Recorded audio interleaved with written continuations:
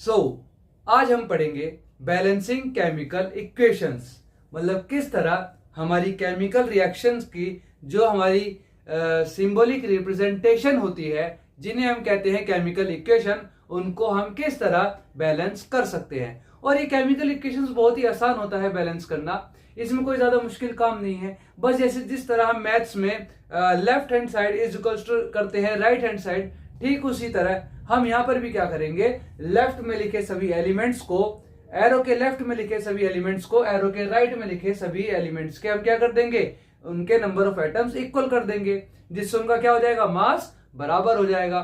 तो left side होते हमारे रिएक्टेंट और राइट साइड होते हमारे प्रोडक्ट। तो रिएक्टेंट और प्रोडक्ट को हम क्या कर देंगे, बैलेंस कर देंगे, बराबर कर देंगे उनके नंबर ऑफ एटम्स बराबर करके, जिनसे उनकी रिएक्शन क्या, जिनसे उनका मास क्या है, बराबर हो जाएगा, जिससे वो क्या कहलाएंगी, बैलेंस्ड केमिकल इक्वेशन। तो आइए शुरू करते हैं बिना किसी टाइम वेस्ट के बैलेंस करना सीखना कि कैसे हम केमिकल इक्वेशंस को बैलेंस कर सकते हैं।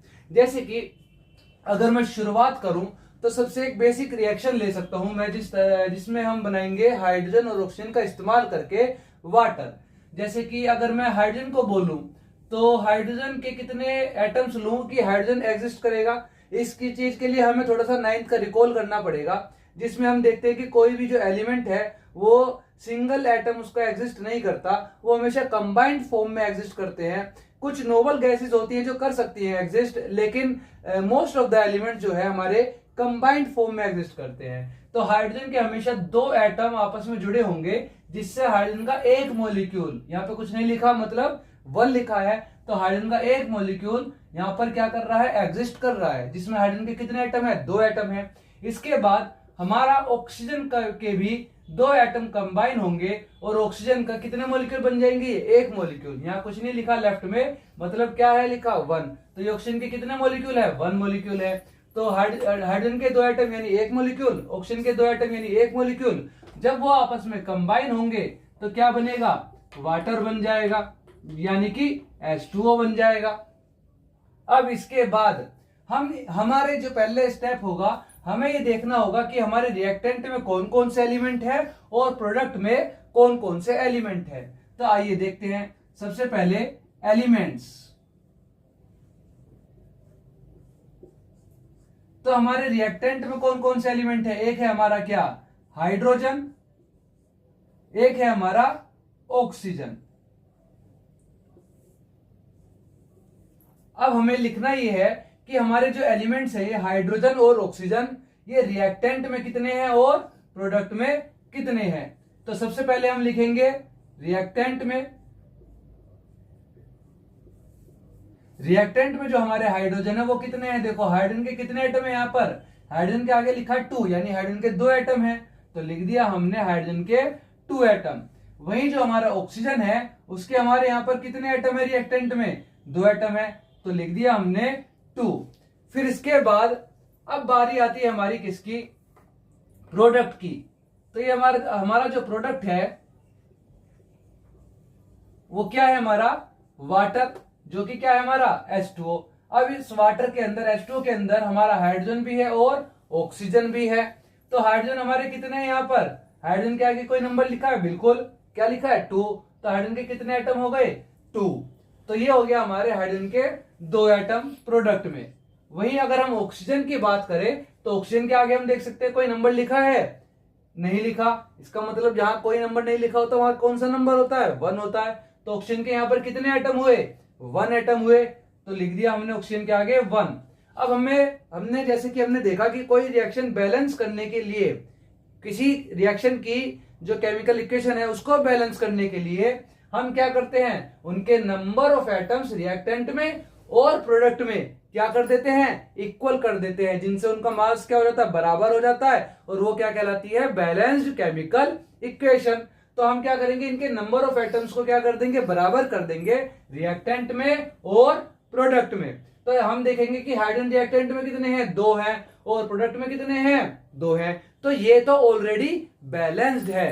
लेकिन अगर मैं बात करूं ऑक्सीजन की, तो उसमें जो रिएक्टेंट है हमारे वो 2 हैं और जो प्रोडक्ट है वो कितने हैं हमारे, 1 ही हैं। तो ये क्या बराबर हैं, नहीं। तो हमें क्या करना होगा, बराबर करना होगा।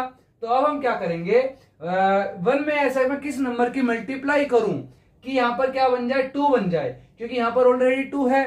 तो मुझे इस पर भी क्या करना होगा, हाइड्रोजन के उसके ऑक्सीजन के एटम बढ़ा करके क्या करने होंगे, 2 करने होंगे। तो मैं इसकी क्या करूंगा, 2 से मल्टीप्लाई करूंगा, जिससे यहां पर भी ऑक्सीजन के कितने एटम हो जाएंगे, 2 हो जाएंगे। तो यहां अब रिएक्टेंट में भी ऑक्सीजन के 2 एटम और प्रोडक्ट में भी ऑक्सीजन के 2 एटम। तो क्या मैंने रिएक्टेंट में ऑक्सीजन, नंबर ऑफ ऑक्सीजन के एटम्स मैंने छेड़े, ऑक्सीजन के मैंने नंबर ऑफ एटम्स रिएक्टेंट में मैंने क्या चेंज किए, नहीं किए। लेकिन मैंने प्रोडक्ट में ऑक्सीजन के नंबर ऑफ एटम्स क्या कर दिए, बढ़ा दिए। तो मैं यहां पर क्या करूंगा, ऑक्सीजन के नंबर ऑफ एटम्स बढ़ा दूंगा। लेकिन ऑक्सीजन के नंबर ऑफ एटम्स बढ़ाने के लिए मुझे अब हमारा अगला स्टेप फॉलो करना होगा, जो कि होता है हमारे जितने भी एलिमेंट्स या सब्सटेंसेस लिखे हैं इनको ब्रैकेट में बंद करना। तो मैंने क्या किया, हाइड्रोजन को ब्रैकेट में बंद किया, ऑक्सीजन को ब्रैकेट में बंद किया और वाटर को भी ब्रैकेट में बंद कर दिया। अब इसके बाद मैं क्या करूंगा कि मैंने, क्योंकि प्रोडक्ट में ऑक्सीजन के नंबर ऑफ एटम्स बढ़ाए थे, तो मैं यहां पर जो प्रोडक्ट है वहां पर ऑक्सीजन के नंबर ऑफ एटम्स बढ़ा दूंगा। अब ऑक्सीजन के नंबर ऑफ एटम्स बढ़ाने के लिए मैं ना तो यहां पर क्या मैंने 2 से मल्टीप्लाई की थी, तो मैं क्या 2 से मल्टीप्लाई यहां पर कर सकता हूं, नहीं। तो मैं ऑक्सीजन के नंबर ऑफ एटम्स बढ़ाने के लिए मैं ना यहां मल्टीप्लाई कर सकता, ना मैं यहां मल्टीप्लाई कर सकता। हम यहां पर कहीं भी नंबर ऑफ एटम्स बढ़ा नहीं सकते। हमें क्या बढ़ाने होंगे, नंबर ऑफ मॉलिक्यूल्स बढ़ाने होंगे वाटर के। तो मैं क्या करूंगा, लेफ्ट साइड में 2 से कर दूंगा मल्टीप्लाई, क्योंकि लेफ्ट के नंबर्स रिप्रेजेंट करते हैं नंबर ऑफ मॉलिक्यूल्स को। तो हम हमेशा बैलेंस करने में नंबर ऑफ मॉलिक्यूल्स बढ़ाते हैं। तो मैं करूंगा 2 से मल्टीप्लाई। इसमें अब ऑक्सीजन के कितने एटम हो गए, 2, क्योंकि ब्रैकेट के बाहर ही 2 लिखा है, तो ब्रैकेट के अंदर लिखे हर एलिमेंट के लिए नंबर होगा। तो हाइड्रोजन के कितने, बाद में देखेंगे हाइड्रोजन के, अभी ऑक्सीजन के एटम कितने हो गए, 2 हो गए, क्योंकि यहां पर कितना है 1, 1 2 जा 2। तो अब ऑक्सीजन के कितने एटम हो गए, 2 हो गए। तो ऑक्सीजन तो हमारा हो गया बैलेंस। लेकिन अब यहां पर 2 लगाने की वजह से क्या हुआ है, यहां पर हाइड्रोजन के भी नंबर ऑफ एटम्स बढ़ गए, क्योंकि हाइड्रोजन के यहां पर ऑलरेडी कितने थे, 2। अब ये मैंने 2 जो लगाया है ये ऑक्सीजन के साथ साथ हाइड्रोजन के लिए भी है। तो हाइड्रोजन के जो मैंने 2 आगे 2 लगा दिया, तो अब हाइड्रोजन के टोटल नंबर ऑफ एटम कितने हो गए, 2 2 जा 4। तो अब हाइड्रोजन के कितने एटम हो गए, 4 एटम हो गए। तो अब मुझे क्या करना होगा, अब प्रोडक्ट में मुझे 2 से क्या करनी होगी, मल्टीप्लाई करनी होगी। तो यहां पर मेरे हाइड्रोजन के एटम कितने हो गए, प्रोडक्ट में 4 एटम हो गए। अब जिस वजह से मेरा हाइड्रोजन जो है वो क्या हो गया, अनबैलेंस हो गया। ऑक्सीजन तो हमारा बैलेंस हो गया है, लेकिन अब हाइड्रोजन अनबैलेंस हो गया, जिस वजह से मुझे क्या करना होगा, अब मुझे रिएक्टेंट में भी हाइड्रोजन के नंबर ऑफ एटम्स बढ़ाने पड़ेंगे, जो कि मैं क्या करूंगा, बराबर करूंगा तो मल्टीप्लाई करनी होगी। तो 2 के किससे मल्टीप्लाई करूं कि यहां भी क्या बन जाए, 4 बन जाए, क्योंकि प्रोडक्ट में भी कितने हैं, 4 है। तो यहां भी मैं करूंगा 2 से मल्टीप्लाई, और यहां पर क्या हो जाएगा फिर 2 2 जा 4। तो हाइड्रोजन के अब जो हमारे एटम्स हैं वो रिएक्टेंट में भी 4 हो गए और प्रोडक्ट में भी 4 हो गए। तो अब मैंने क्या किया, प्रोडक्ट रिएक्टेंट में हाइड्रोजन के नंबर ऑफ एटम्स बढ़ाए हैं। तो यहां पर रिएक्टेंट में हाइड्रोजन किधर है, यहां पर कितने कर दिए मैंने हाइड्रोजन के रिएक्टेंट, 4। तो यहां पर भी मैं क्या करूंगा, हाइड्रोजन के एटम्स 4 कर दूंगा। कैसे करूंगा मैं हाइड्रोजन के एटम्स 4, यहां पर ऑलरेडी 2 एटम है, तो मैं यहां पर क्या करूंगा, 4 करूंगा। कैसे, वही 2 से मल्टीप्लाई करके। तो यहां पर मैं क्या करूंगा, हाइड्रोजन के नंबर ऑफ मॉलिक्यूल्स जो पहले 1 थे अब वो मैंने कितने कर दिए, 2 कर दिए। तो हाइड्रोजन के कितने मॉलिक्यूल हो गए, यहाँ पे 2 मॉलिक्यूल, जिस वजह से हाइड्रोजन के टोटल नंबर ऑफ एटम कितने हो गए, 2 2 जा 4। अब हाइड्रोजन इधर भी 4 है रिएक्टेंट में, और प्रोडक्ट में भी क्या है, 4 है। ऑक्सीजन भी रिएक्टेंट में 2 है और प्रोडक्ट में भी 2 है। तो अब ये रिएक्शन जब हमारे हर एलिमेंट के नंबर ऑफ एटम्स बराबर हो गए हैं रिएक्टेंट और प्रोडक्ट में, तो हम कह सकते हैं कि हमारी जो इक्वेशन है, केमिकल इक्वेशन, एक रिप्रेजेंटेशन ऑफ केमिकल रिएक्शन, वो क्या हो गई है, बैलेंस हो गई है। इसी को कहते हैं हम क्या, बैलेंसिंग केमिकल इक्वेशन। अच्छा, एक चीज हम जानते हैं अब आगे कि अगर मैं देखो ये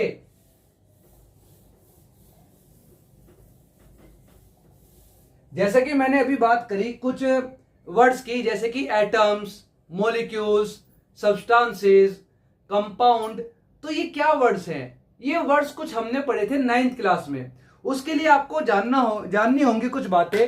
सबसे पहले तो ये कि मैटर क्या होता है। अगर हमारा इतना बेसिक थोड़ा क्लियर नहीं है, किसी कारण से, किसी रीजन से हम 9th क्लास में पढ़ नहीं पाए, तो टेंशन की कोई बात ही नहीं है। हम अब रिकॉल कर लेंगे उन चीजों को, हम रिवाइज कर लेंगे, जिससे हमें फिर से पता लग जाएगा कि क्या होते हैं एटम्स, क्या मॉलिक्यूल्स, क्या कंपाउंड, क्या सब्सटेंस, जिस वजह से हमें कोई डाउट नहीं रहेगा रिएक्शंस को बैलेंस करने में। तो हम जानेंगे कि दोबारा से एक बार हम रिकॉल कर लेते हैं कि ये सब क्या होते हैं, और कोई भी जो एलिमेंट्स हैं वो आपस में कंबाइन कैसे होते हैं। इस बारे में हम थोड़ा सा इंट्रो ले लेते हैं। फिर दोबारा से एक रिएक्शन हमने अभी बैलेंस की, फिर हम करेंगे रिकॉल, फिर दोबारा से एक रिएक्शन बैलेंस करेंगे, और हम फर्क देखेंगे कि हमें कितनी आसानी से सब कुछ बैलेंस करने में समझ भी आ जाएगा और हम बैलेंस करना सीख भी जाएंगे। तो अगर मैं बात करूं सबसे पहले मैटर की, तो मुझे ये बताओ मैटर क्या होता है। हम सभी को पता है, हम बचपन से पढ़ते आ रहे हैं, anything that occupies space and have मास। मतलब कोई भी ऐसा सब्सटेंस जिसका एक मास है, मतलब कुछ एक वजन है हम कह सकते हैं, और वो ऑक्यूपाई स्पेस कर रहा है, मतलब जगह को कुछ घेर रहा है। जैसे मैं हूं अभी यहां खड़ा हूं, मेरा एक मास है, और मैं यहां पर खड़े होने के लिए जगह भी घेर रहा हूं। तो मैं क्या एक मैटर हूं? बिल्कुल एक मैटर हूं। अब ये एक बोर्ड है, ये क्या कर रहा है? दीवार पर जगह घेर रहा है, और इसका एक मास भी है। कैसे पता लगा मुझे? जब मैंने इसको यहां लगाने के लिए उठाया तो मुझे फील हुआ इसमें मास, मुझे थोड़ा अपनी फोर्स लगानी पड़ी, तो इसका मतलब क्या हुआ? इसका मास भी है और स्पेस भी ऑक्यूपाई कर रहा है, तो ये क्या एक मैटर है। तो सब कुछ जो भी जगह घेरे और उसका कुछ मास हो, वो सब कुछ क्या है? मैटर है। अच्छा, क्या परछाई एक मैटर है हमारी? वो जगह तो घेर रही है, चलो मान लिया उसका कोई मास नहीं है परछाई का, तुम उसे उठा नहीं सकते, टच नहीं कर सकते, फील नहीं कर सकते। तुम देख रहे हो कि उसका कोई मास नहीं है, लेकिन तुम ये भी देख रहे हो कि वो जगह घेर रही है। क्या वो जगह घेर रही है? नहीं। अगर उसने जगह घेरी होती कोई, तो उस जगह पर कुछ और सब्सटेंस हम नहीं रख सकते। आप ये एक्सपीरियंस करके देखना, अगर आप धूप में खड़े हो और आपके पीछे आपकी परछाई बन रही है, तो अगर आप ये सोचो कि वो जगह घेर रही है, तो आप वो वहां पर हम कुछ और सब्सटेंस नहीं रख सकते। लेकिन आप कुछ भी सब्सटेंस लेकर, XYZ कोई भी सब्सटेंस लेना, और क्या करना? सब्सटेंस मतलब कोई भी चीज लेना, कोई भी सब्सटेंस लेना, और उस परछाई के ऊपर रख देना, और आप देखोगे कि वो जो चीज आपने रखी है वो कहां रखी गई है? उस सड़क या उस फर्श या उस पत्थर पे रखी गई है, उस जगह पर रखी गई है। यानी कि वहां पर परछाई ने कोई जगह नहीं घेरी हुई थी, तो परछाई कोई मैटर हमारा नहीं है। तो मैटर कौन है? जो भी जगह घेरे और उसका कुछ मास हो, वो मैटर है। अब इसके बाद हमारा अगला एक वर्ड है क्या? एटम। एटम हमारा क्या होता है? हर मैटर का जो स्मॉलेस्ट यूनिट होती है वो क्या होती है? एटम होती है। मतलब क्या हुआ इसका? जैसे हमने बायो में पढ़ा है कि सभी ऑर्गेनिजम्स की एक बेसिक स्ट्रक्चर और यूनिट लाइफ है क्या? सेल। मतलब सभी ऑर्गेनिजम्स किससे बने हैं? सेल से बने हैं। ठीक उसी तरह कुछ भी सब्सटेंस है, वो उसकी जो स्मॉलेस्ट यूनिट है, जो और ब्रेक नहीं हो सकती, जिसको और तोड़ के हिस्से नहीं किए जा सकते, वो क्या है? एटम। यानी कि हर चीज, हर सब्सटेंस किससे बना है? मिलके, एटम से मिलके बना है। वो एटम किसी भी चीज के हो सकते हैं, किसी भी एलिमेंट के हो सकते हैं, अलग अलग एलिमेंट या एक ही एलिमेंट के हो सकते हैं, लेकिन होंगे स्मॉलेस्ट यूनिट क्या? एटम ही। अब वर्ड अगला आता है क्या? मॉलिक्यूल। अब ये मॉलिक्यूल क्या है?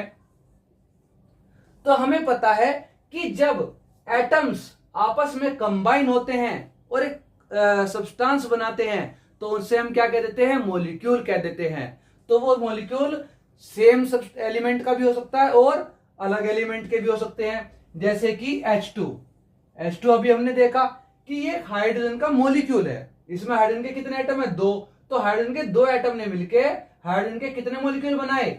एक मॉलिक्यूल बनाया। लेकिन अगर मैं लगा दूं यहाँ पे 2, तो अब हाइड्रोजन के कितने मॉलिक्यूल हैं? 2 मॉलिक्यूल हैं। और एटम कितने हो गए? 4 हो गए, 2 2 जा 4। अगर मैं लगा दूं 3, तो हाइड्रोजन के कितने मॉलिक्यूल हैं? 3 मॉलिक्यूल है, लेकिन एटम कितने हैं? 3 2 जा 6 एटम है। लेकिन ये तो हो गया सेम एलिमेंट का मॉलिक्यूल। अगर मैं बात करूं अलग अलग एलिमेंट्स आपस में कंबाइन होए और एक सब्सटेंस बनाए, तो क्या कहलाएगा? वो मॉलिक्यूल तो कहलाएगा उस सब्सटेंस का। जैसे कि हमने देखा था H2O, इसमें 2 अलग अलग एलिमेंट्स हैं। इसमें हाइड्रोजन के कितने एटम है? 2। ऑक्सीजन के कितने एटम है? 2। अगर मैं यहां शुरू में लगा दूं मान लो 6, तो यहां पर ये जो H2 वाटर था, अब उसके कितने मॉलिक्यूल हो गए? 6 मॉलिक्यूल हो गए। अब ये जो 6 लिखा गया ये हाइड्रोजन के लिए भी है और ऑक्सीजन के लिए भी है। तो यहां पर हाइड्रोजन के टोटल एटम कितने हो गए? 6 2 जा 12, और ऑक्सीजन के टोटल एटम कितने हो गए? 6 1 जा 6। तो ये हो गए हमारे मॉलिक्यूल वाटर के कितने? 6 हो गए। अच्छा, इसको मॉलिक्यूल तो बोल रहे हैं वाटर का, साथ में इसको एक और क्या बोलेंगे? एक नया नाम आ गया, कंपाउंड। तो कंपाउंड क्या होता है? जब भी कोई अलग अलग एलिमेंट्स आपस में मिलके कोई नया सब्सटेंस बना ले तो हम उन्हें क्या कह देते हैं? कंपाउंड कह देते हैं। अब इसके बाद अब हमें प्रैक्टिस करनी है ये जानने की कि किसी भी सब्सटेंस के कितने नंबर ऑफ एटम्स वहां मौजूद हैं या कितने मॉलिक्यूल वहां मौजूद है, चाहे वो कंपाउंड है चाहे वो कोई भी सब्सटेंस है। ठीक है। अच्छा, ये कंपाउंड है? नहीं, ये मॉलिक्यूल तो है लेकिन ये कंपाउंड नहीं है। क्यों? क्योंकि ये सिंगल एलिमेंट के एटम्स आपस में जुड़े हुए हैं, लेकिन ये मॉलिक्यूल तो है वाटर का, साथ में एक कंपाउंड भी है क्योंकि ये अलग अलग एलिमेंट्स आपस में जुड़े हुए हैं। अब इसके आगे अच्छा एक एग्जांपल और देख लेते हैं। जैसे कि मैं अगर 3 एलिमेंट वाला कोई कंपाउंड ले लूं, जैसे कि HNO3, ये एक एसिड है। नाम आप गैस कीजिए, पता लगाइए, आपके लिए होमवर्क है, कौन सा एसिड है ये HNO3। ठीक है। अब जैसे कि एक HNO3 है, इसमें हाइड्रोजन के आगे कोई नंबर लिखा है? नहीं, तो ये हो गया 1। अब तो हाइड्रोजन के कितने एटम हुए? 1 एटम हुए। नाइट्रोजन के आगे कोई नंबर लिखा है? नहीं, इसका मतलब नाइट्रोजन के भी एटम कितने हो गए? 1 हो गए। ऑक्सीजन के आगे कोई नंबर लिखा है? हाँ बिल्कुल लिखा है। क्या लिखा है? 3 लिखा है। तो ऑक्सीजन के कितने एटम हो गए? 3 एटम हो गए। ठीक है। तो ये हमारा एक एसिड है जिसके यहां पर कितने, इस एसिड के मॉलिक्यूल कितने हैं? शुरुआत में क्या नंबर लिखा है? कोई नंबर लिखा है? नहीं। हमने देख लिया कि जो मॉलिक्यूल होता है वो कैसे लिखा है, पता लगता है शुरुआत में जो नंबर लिखा हो। तो शुरुआत में किसी भी एलिमेंट, किसी भी मॉलिक्यूल, किसी भी सब्सटेंस, कंपाउंड के शुरुआत में लेफ्ट साइड में जो नंबर लिखा रहता है वो क्या रिप्रेजेंट करता है? नंबर ऑफ मॉलिक्यूल को रिप्रेजेंट करता है। तो अगर मैं यहां लिख दूं, अभी 1 लिखा है, तो यहां पे इस एसिड का कितना मॉलिक्यूल है? 1। कुछ नहीं लिखा मतलब 1 है ना। अब इसके बाद अगर मैं लिख दूं 3 या फिर लिख दूं मैं 4, तो यहां पर इस एसिड के ये कितने मॉलिक्यूल प्रेजेंट हैं? 4 मॉलिक्यूल प्रेजेंट हैं। अब इस 4 मॉलिक्यूल में, अब क्योंकि शुरुआत में लिखा 4, तो ये 4 हाइड्रोजन के लिए भी है, नाइट्रोजन के लिए भी है और ऑक्सीजन के लिए भी है। ठीक है। तो इसका मतलब क्या हुआ? हाइड्रोजन के कितने एटम हुए? 4 एटम हुए। नाइट्रोजन के कितने एटम हुए? 4 एटम हुए। क्योंकि नाइट्रोजन के भी आगे 1 लिखा है, कुछ नहीं लिखा मतलब 1 है। अब ऑक्सीजन के कितने एटम हुए? ऑक्सीजन के आगे पहले से क्या लिखा था? 3। तो ऑक्सीजन के पहले से ही 3 एटम मौजूद थे, लेकिन इसके पूरे एक सब्सटेंस में, इसके पूरे 4 मॉलिक्यूल में ऑक्सीजन के कितने एटम हो गए? 3 4 जा 12। क्योंकि 4 लिखने का मतलब क्या है कि जो हमारा HNO3 था एक मॉलिक्यूल था, अगर मैंने इसके आगे लगा दिया 4, इसका मतलब है मेरे पास ये HNO3 के 4 मॉलिक्यूल हैं। कितने मॉलिक्यूल हैं? 4 मॉलिक्यूल। इसका क्या मतलब हुआ? 1 हाइड्रोजन, 2 हाइड्रोजन, 3 हाइड्रोजन और 4 हाइड्रोजन। तो हाइड्रोजन के कितने एटम हो गए? 4। इसी तरह 1 नाइट्रोजन, 2 3 4, तो नाइट्रोजन के भी कितने एटम हो गए? 4। उसी तरह यहां पर ऑक्सीजन के कितने एटम है? 3। एक मॉलिक्यूल में ही 3 एटम हो गए, तो 2 मॉलिक्यूल में कितने हो गए? 3 और 3 6। 3 मॉलिक्यूल में कितने हो गए? 6 और 3 9। 4 मॉलिक्यूल में कितने हो गए? 9 और 3 12। तो इसलिए हम क्या करते हैं? डायरेक्ट मल्टीप्लाई, 4 3 जा 12। तो ये हो गए हमारे ऑक्सीजन के नंबर ऑफ एटम्स। अब हम आसानी से पहचान सकते हैं कि कौन कौन एलिमेंट है। उसके लिए हमें सबके सिंबल याद करने पड़ेंगे। तो ये आपका होमवर्क है, किसी भी रिएक्शन को बैलेंस करने से पहले एटलीस्ट पीरियडिक टेबल उठाना और उसमें ग्रुप्स होते हैं, ग्रुप 1 से लेके ग्रुप 18, और ये होते हैं हमारे वर्टिकल, और जो हॉरिजॉन्टल होते हैं हमारे, वो होते हैं हमारे पीरियड। तो फर्स्ट, सेकंड और थर्ड पीरियड के एलिमेंट्स के सिंबल कम से कम याद करने हैं, और अगर और कर सको तो पीरियड 4 के भी कर लेना। फिर उसके बाद कोई भी तुम केमिकल इक्वेशन बैलेंस करोगे तो तुम आसानी से पहचान लोगे वहां कौन कौन से एलिमेंट मौजूद हैं। जैसे यहाँ पर एक हाइड्रोजन था, एक H, N से नाइट्रोजन था, O से ऑक्सीजन था। तो इनके सिंबल से पता चला ना मुझे कि कौन कौन सा एलिमेंट है। तो सिंबल तुम्हें सबके याद करने पड़ेंगे कि कौन कौन से एलिमेंट का क्या सिंबल होता है, तब हम पहचान पाएंगे कि ये एलिमेंट कौन सा है। फिर उसके बाद उस एलिमेंट के नंबर ऑफ एटम्स कितने हैं या सब्सटेंस का नंबर ऑफ मॉलिक्यूल कितना है, ये हमने अब सीख ही लिया। अब करते हैं हम एक और रिएक्शन। तो अब अगर मैं बात करूं हमारी अगली रिएक्शन की, जो कि एक एनसीईआरटी की ही रिएक्शन है, क्या, Fe प्लस में H2O गिव्स में Fe3O4 प्लस में H2। Fe क्या है, आयरन, ये H2O क्या है, वाटर, ये Fe3O4 क्या है, आयरन ऑक्साइड, और ये क्या है हमारी, या फेरस ऑक्साइड कह लो, ये क्या हमारा H2 हाइड्रोजन, क्योंकि आयरन को एक लैंग्वेज में क्या कहते हैं, फेरस भी कहते हैं। अब अगर मैं इन्हें रिएक्टेंट्स और प्रोडक्ट्स में को क्या करूं, बैलेंस करूं, इक्वेशन को बैलेंस करूं, तो फिर से वही जो हमने पहले रिएक्शन में किया था कि हम सबसे पहले क्या करेंगे, एलिमेंट्स को देखेंगे कि हमारे पास कौन कौन से एलिमेंट्स हैं। तो मैंने देखा कि मेरे पास सबसे पहले एरो के लेफ्ट में जो रिएक्टेंट है उसमें देखूंगा कितने हैं, कौन कौन एलिमेंट है। एक तो Fe है, और कौन है, H से हाइड्रोजन है, और O से ऑक्सीजन है। फिर उसके बाद प्रोडक्ट में देखूंगा, प्रोडक्ट में भी ऑब्वियसली यही एलिमेंट्स होंगे, Fe, O और H यानी हाइड्रोजन। इसके अलावा और कोई एलिमेंट है प्रोडक्ट में, नहीं है। तो अब मेरा क्या काम होगा, अब मेरा अगला स्टेप होगा इनकी काउंटिंग करना, गिनना इनको। तो रिएक्टेंट में कितने हैं और प्रोडक्ट में कितने हैं। तो अब अगर मैं बात करूं सबसे पहले आयरन की, तो आयरन रिएक्टेंट में कितने हैं बताओ, इसके आगे कोई नंबर लिखा है, नहीं। तो कौन है इसके आगे, 1, क्योंकि जहां कोई नहीं होता वहां 1 होता है, जिसका कोई नहीं होता उसका 1 होता है। तो आयरन के आगे अगर कोई नंबर नहीं लिखा तो उसके आगे लिखा है 1, यानी आयरन के कितने एटम हैं, Fe के 1। फिर उसके बाद मैं देखूंगा हाइड्रोजन, उसके रिएक्टेंट में कितने एटम हैं, 2, तो लिख दिया मैंने 2। अगर मैं देखूंगा रिएक्टेंट में ऑक्सीजन, उसके आगे क्या नंबर लिखा है, 1, कुछ नहीं है मतलब 1 है, तो लिख दिया मैंने 1, ऑक्सीजन के 1 एटम। अगर मैं प्रोडक्ट में देखूं तो प्रोडक्ट में आयरन के कितने एटम हैं, उसके आगे लिखा है 3, Fe के आगे क्या लिखा है 3, तो आयरन के कितने एटम हो गए, 3 एटम हो गए। अब अगर मैं देखूं कि प्रोडक्ट में हाइड्रोजन कितने हैं, तो हाइड्रोजन के आगे लिखा है 2, यानी कि हाइड्रोजन के प्रोडक्ट में एटम कितने हो गए, 2 हो गए। फिर उसके बाद मैं देखूंगा ऑक्सीजन, तो प्रोडक्ट में ऑक्सीजन कहां है, ये रहा, इसके आगे क्या लिखा है 4, यानी प्रोडक्ट में ऑक्सीजन कितने हो गए, 4 हो गए। अब मैं क्या करूंगा, अपना अगला स्टेप पर जाऊंगा जो कि है ब्रैकेट लगाना। मैं इनकी दोनों तरफ क्या लगा दूंगा, ब्रैकेट लगा दूंगा। क्यों लगाया हमने ब्रैकेट, क्योंकि हमने अभी देखा था कि हम कभी भी बैलेंस करने के लिए इनके राइट साइड में या नीचे कोई भी नंबर नहीं लगा देंगे। क्यों, जैसे कि ये H2O है, अगर मैं इसके आगे एक नंबर लगा दूं, H2O के आगे O के ऑक्सीजन बढ़ाने के लिए, जैसे यहाँ पर ऑक्सीजन कितने हैं, 4 है, यहाँ 1 है, यहाँ बढ़ाने के लिए मैं क्या लगाऊंगा, 4। तो अगर मैं इधर लगा दूंगा तो अब इसका केमिकल फॉर्मूला क्या बन गया, H2O4। लेकिन वाटर का केमिकल फॉर्मूला क्या होता है, H2O।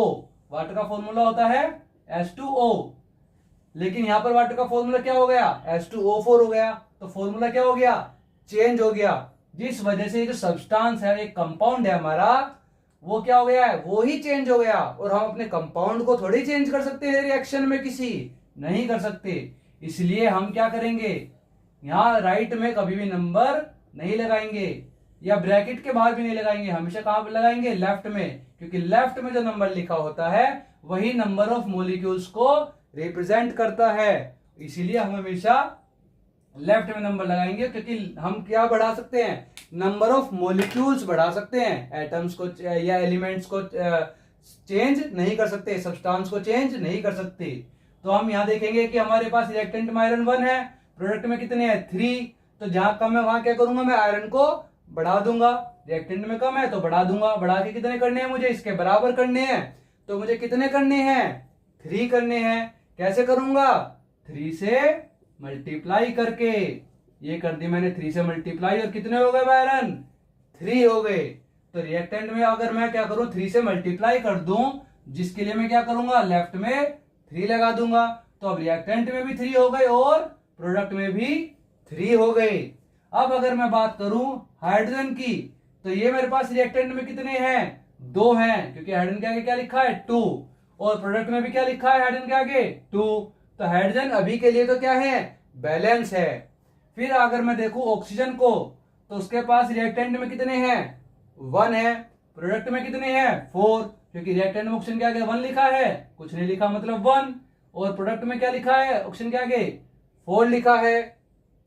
अब अगर मैं ऑक्सीजन को बराबर करना चाहूं तो मैं क्या करूंगा, ऑक्सीजन को यहां पर जहां कम है वहां बढ़ा दूंगा, बढ़ा के कितने करूंगा, बराबर करूंगा, यानी 4 करूंगा। 4 कैसे करूंगा, 1 की 4 से मल्टीप्लाई करके, यानी कि 1 4 जा 4। अब ऑक्सीजन क्या हो गए, बराबर हो गए। बराबर करने के लिए कहां बढ़ाया मैंने, रिएक्टेंट में। तो जहां रिएक्टेंट में ऑक्सीजन है वहां मैं क्या करूंगा, बढ़ा दूंगा। कितने बढ़ाए, 4, ये लो लगा दिया 4। अब इसके आगे अगर मैंने यहां 4 लगा दिया, तो हाइड्रोजन देखो, अब वाटर के कितने मॉलिक्यूल हो गए, 4, जिस वजह से हाइड्रोजन के एटम कितने हो गए, क्योंकि ये 4 लगाया तो ये सिर्फ ऑक्सीजन के लिए थोड़ी है, ये हाइड्रोजन के लिए भी है। तो 4 2 जा 8। अब मैंने यहाँ 2 था तो 4 से किससे क्या करी, मल्टीप्लाई, जिस वजह से हाइड्रोजन कितने हो गए, 8 हो गए। अब मैं क्या करूंगा, रिएक्टेंट हाइड्रोजन में 8 है, प्रोडक्ट में 2 है, तो अब हाइड्रोजन अनबैलेंस हो गए, तो अब मैं हाइड्रोजन को बैलेंस कर दूंगा। कैसे, इधर भी मैं क्या करूंगा, हाइड्रोजन 8 कर दूंगा, और 8 कैसे होंगे, 4 से मल्टीप्लाई करके। तो जहां मैंने 4 लगाया हाइड्रोजन पर, मैं प्रोडक्ट में लगा दूंगा। इससे क्या हो गया, अब हाइड्रोजन के कितने मॉलिक्यूल हो गए, 4, और टोटल नंबर ऑफ एटम कितने हो गए, 4 2 जा 8 हो गए टोटल नंबर ऑफ एटम। लेकिन हाइड्रोजन के मॉलिक्यूल कितने लगाए मैंने, 4। अब देखो, अब मेरे एफ भी बराबर बैलेंस हो गए, 3 और 3, एच भी बैलेंस हो गए, 8 और 8, ऑक्सीजन भी बैलेंस हो गई, रिएक्टेंट में और प्रोडक्ट में 4 और 4। देख लो यहाँ पे 3 Fe 3 Fe, 4 2 जा 8 हाइड्रोजन, 4 2 जा 8 हाइड्रोजन, 4 1 जा 4 ऑक्सीजन, 4 ऑक्सीजन। हमारी रिएक्शन क्या हो गई है, अब केमिकल इक्वेशन ये बैलेंस हो गई है। तो अब ये सीखी हमने क्या, कोई भी केमिकल इक्वेशन बैलेंस करनी, और उनके बेसिक सीखे हैं पहले। अब इसके आगे की और मैं 15-20 रिएक्शन बैलेंस करवाऊंगा अगली वीडियो में। उसमें हम क्या करेंगे, इन 10-15-20 रिएक्शंस को बैलेंस करेंगे, और फिर क्या करेंगे, खुद प्रैक्टिस करेंगे घर पे, तब जाकर हम क्या बन जाएंगे, प्रो बन जाएंगे बैलेंस करने में। तो बहुत बढ़िया, अब घर पे क्या कीजिए, इन वीडियोस को देख करके प्रैक्टिस कीजिए ज्यादा से ज्यादा। धन्यवाद।